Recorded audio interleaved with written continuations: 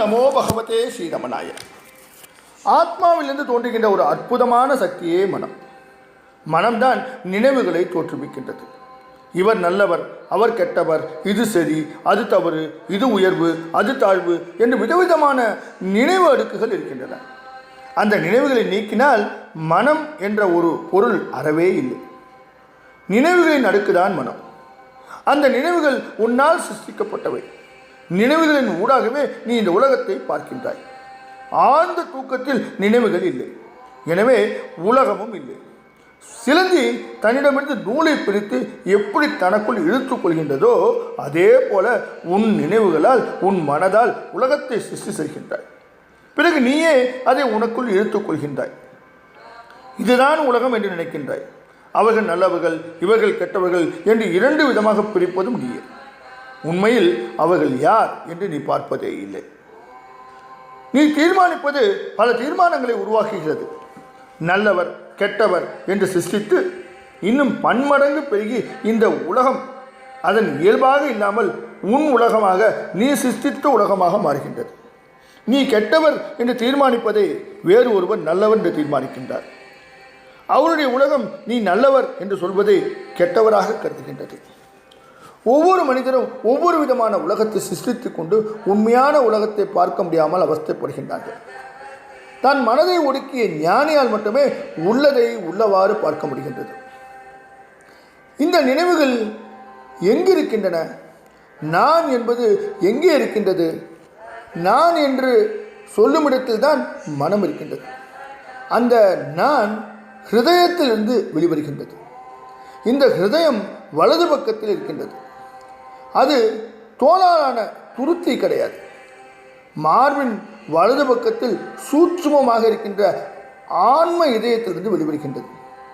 மார்பு குழியிலிருந்து ஒரு விரல் நுனி தள்ளி இருக்கின்ற இடம்தான் நான் என்கின்ற எண்ணம் இருக்கின்றது. நான் என்பதுதான் மனம். நான் இல்லை எனில் மனம் இல்லை. தன்மை தோன்றிய பிறகே முன்னிலை, படற்கை போன்றவை தோன்றுகின்றன. தன்மை இல்லாமல் முன்னிலையும் படற்கையும் இல்லை. நான் யார் என்ற விசாரணையில் மனம் அழியும். மனமே இந்த மனதை நீ யார், என்ன செய்கின்றாய் என்று உற்று கவனித்து விசாரித்து அப்படி விசாரிக்கிற நானும் அழிந்து போகும். பிணத்தை புரட்டி புரட்டி சுடுகிற தடி பிணம் முற்றிலும் எரிந்து போன பிறகு நெருப்பில் போடப்படுவது போல விசாரித்த மனமும் காணாது போகும். எண்ணங்களோடு போகாமல் எண்ணங்களை எப்படி செயலாக்குவது என்று சிந்திக்காமல் எண்ணங்களின் விளைவு பற்றி ஆராயாமல் யாருக்கு இந்த எண்ணங்கள் தோன்றுகின்றன என்று விசாரித்தால் மனம் தன் ஆரம்ப நிலைக்கு வந்துவிடும்.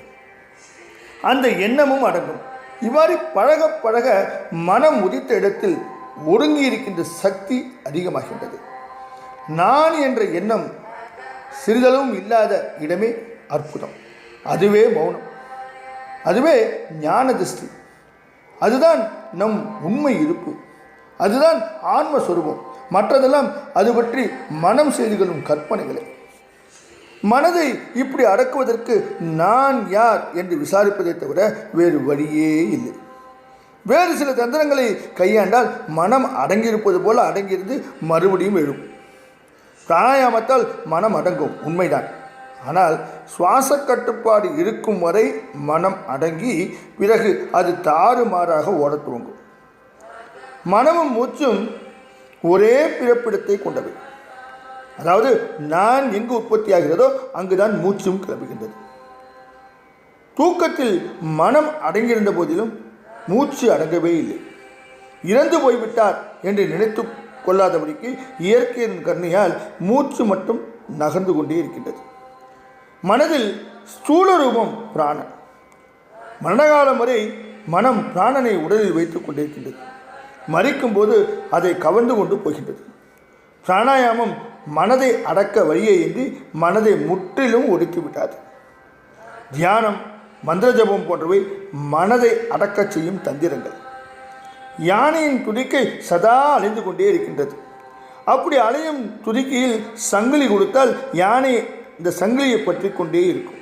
அதே போல மந்திர ஜபம் எனும் சங்கிலி மனம் என்கின்ற யானைக்கு கொடுக்கப்படுகின்றது. அதை கெட்டியாக பிடித்துக் கொள்கின்றது மனம். மந்திர ஜபம் நழுவ மனம் மறுபடியும் அலைய துவங்கும். ஆனால் மந்திர ஜபம் ஓர் ஏகாகிரக தன்மையை கொடுக்கின்றது. மந்திர ஜபத்தால் பலமடைந்த மனதை நான் யார் என்று விசாரத்தால் முற்றிலும் அழித்து விடலாம். தொடர்ந்து ரமணரின் இந்த நிகழ்வுகளை எல்லாம் நாளை பார்ப்போம். ஓம் நமோ பகவதே ஸ்ரீரமணாய.